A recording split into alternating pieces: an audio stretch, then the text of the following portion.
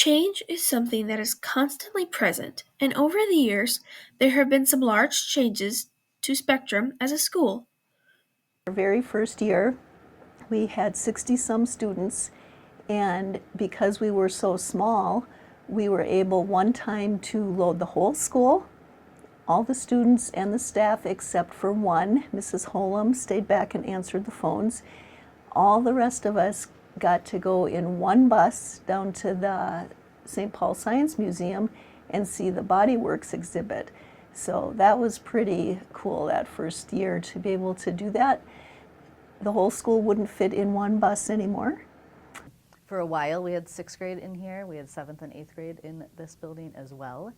And believe it or not, it was as crowded in the hallways then, and then we moved them all out, and then we expanded the numbers that we had here at the high school, and so it feels again crowded, but it's a good thing. The first sports team that we had actually was basketball, because it was the only sport we had enough students to have a whole team, because everything else needed more than 5 people on the court.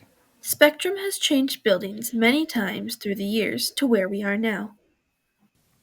Well, when I first came here was when the building opened. So this was when we moved from the trailers that were over at what is now the athletic fields, and this building opened. And so building structure-wise, my first year, Miss Ozzy's room, Mr. DeHaan's room, that whole hallway, all the way back through to Mr. Nyquist and Ms. Can, and the music area wasn't here.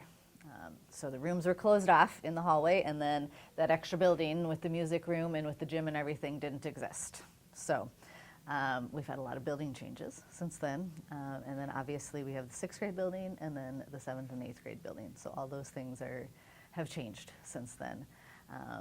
We're in the small building for 4 years, just being a high school, 9 to 12, and then when we built this building, we added middle school, which almost doubled our student population.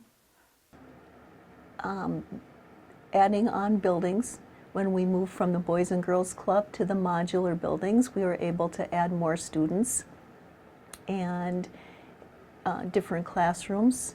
We added a room for an art room and a science room, so students were able to do more hands-on things.